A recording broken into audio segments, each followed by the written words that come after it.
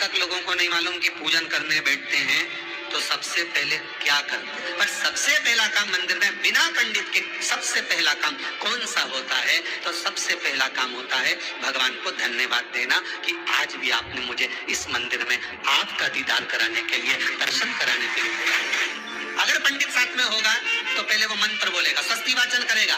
स्वस्ति वाचन करने में उसको अर्थात भगवान के लिए भी प्रसन्नता और आपके लिए भी। पर आपके पास कोई ब्राह्मण नहीं, आपको कोई स्तुति नहीं आती, आपको कोई मंत्र नहीं आता, आपको कोई साधना नहीं आती, आपको कोई तप नहीं आता, पर आप इतना तो कर सकते हो कि भगवान के मंदिर में जाकर उनको धन्यवाद दे सकते हो कि तेरी कृपा है जो मुझे चलकर यहाँ तक बुला लिया, 2 कदम चलाया, यहाँ तक बुलाया, ये तेरी कृपा है।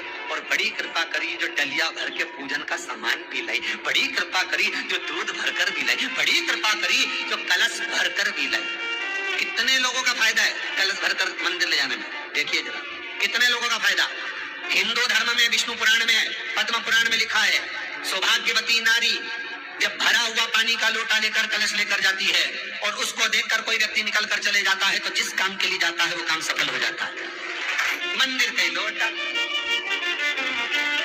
मंदिर का पानी, सिर पे पल्लू लेके हर हर महादेव, बस शिव जी के चढ़ा रही और इतने प्रेम से रिझा रही। अब फ्री का पानी था तो एक लोटे में मन भी नहीं माने। अरे करा तो भगवान के सम्मुख में पहुंचकर अगर आप जल का पात्र भी लेकर जा रहे हो, भरा हुआ लेकर जा रहे हो, तो कितनी प्रसन्नता की बात। हिंदू धर्म की रीति है, जिस पात्र को हम जल चढ़ाने लेकर जाते हैं उस पात्र में भगवान के चरणों का जल लाते हैं, खाली पात्र नहीं लाते।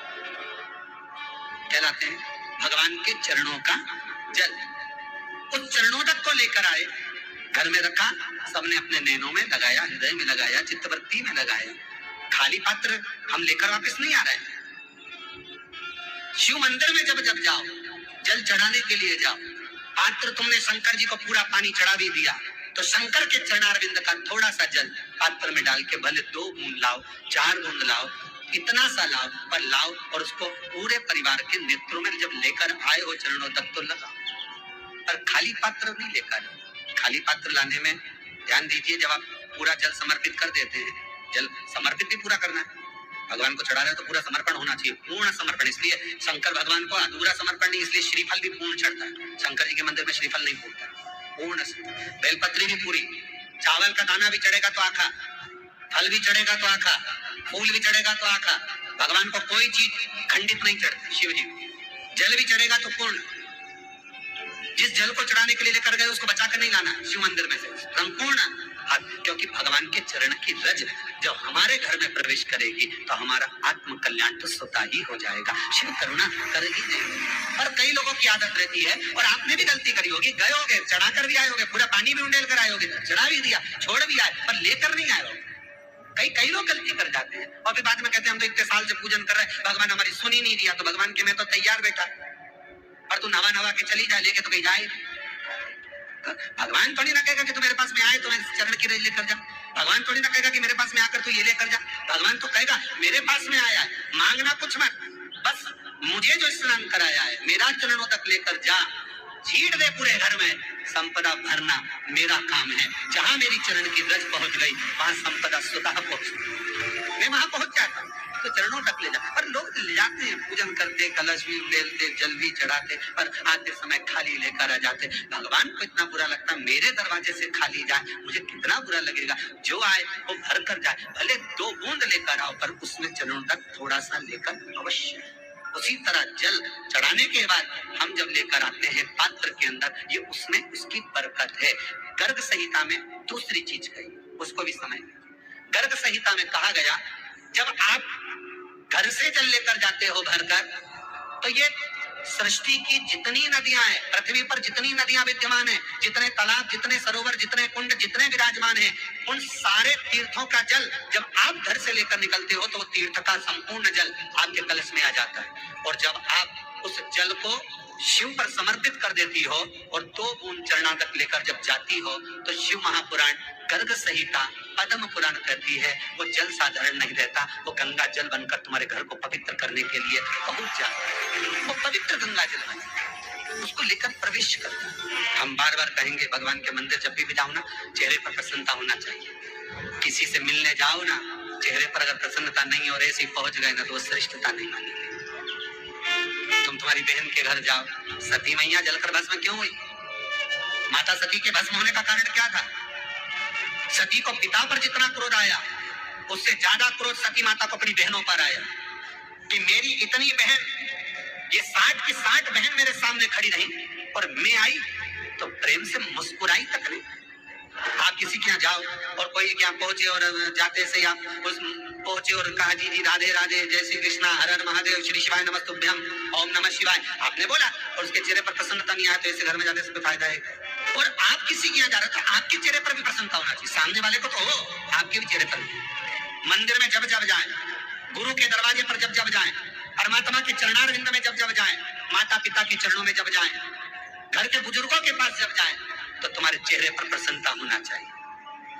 भगवान को भी लगे दुख भले है इसको और चेहरे पर प्रसन्नता है, इसको अब दुख नहीं देना, क्योंकि इतना मुस्कुराकर ये मेरे मंदिर में आती। शिवलिंग पर बेलपत्र चढ़ाना, जल चढ़ाना, इसका भी एक नियम होता है। शंकर जी पे शिवलिंग पर जल कहाँ चढ़ाया जाता है? सबसे पहला जल अगर शंकर जी को चढ़ाने जा रहे हो तो शंकर जी के जो चरण है, जहाँ से पानी नीचे गिरता है, उसके सीधे वाले भाग पर, अपने हाथ का सीधा भाग, वहां जल चढ़ाओ। फिर जहाँ लेफ्ट भाग है वहां जल चढ़ाओ। जहाँ शंकर भगवान का शिवलिंग रखा हुआ है, तीसरे नंबर का जल वहां चढ़ाना चाहिए।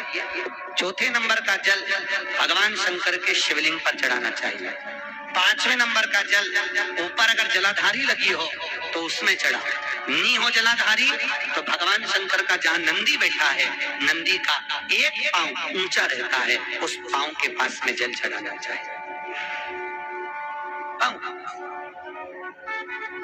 जल जल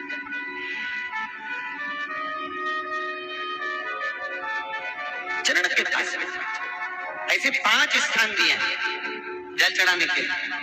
शिव जी का स्नान कितनी चीजों से होता है? 5 चीजों से, पंचामृत, दूध, बोलते जाओ, दही, फिर घी, शहद, फिर शक्कर। ये 5 चीजों का प्रमाण क्या है?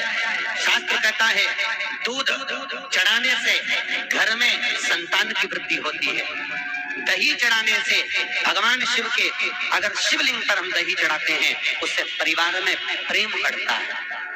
क्या बढ़ता है? प्रेम।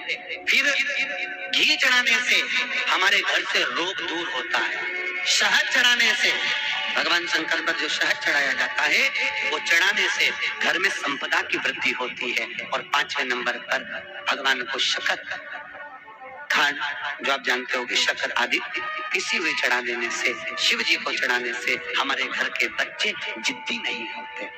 क्यों कहते हैं? जो बच्चा जिद्दपन करता हो, जो बच्चा जिद्दी रहता हो, तो क्यों कहते हैं कि अवधूतेश्वर महादेव का नाम लो और उसके हाथ में शक्कर की कटोरी देकर शंकर जी पे चढ़वा दो, बच्चा कभी जिद्दपन नहीं करता। अवधूतेश्वर महादेव का नाम ले। सोमवार की अष्टमी के दिन चढ़ाया जाता है,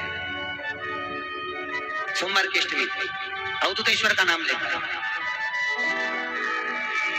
क्यों कहते हैं? जो बच्चा बार बार बीमार पड़ रहा हो, बार बार सर्दी हो रही हो, बार बार बीमार पड़ रहा हो, खांसी चल रही हो, बार बार हॉस्पिटल लेकर भागना पड़ रहा हो बच्चे को, छोटा सा अगर बच्चा है, 8 साल के अंदर बच्चा है और बीमार ज्यादा पड़ रहा है, तो आटे का दिया बनाओ, 4 बत्ती रखो, उसमें तिल्ली का तेल डालो, अवधूतेश्वर महादेव का नाम लेकर बच्चे के ऊपर से 21 बार उतारो और किसी चौराहे पर ले जाकर रख दो। जिंदगी में बच्चा कभी बीमार नहीं पड़ेगा, बच्चा स्वस्थ रहे, आनंद में रहे, आनंद में रहे,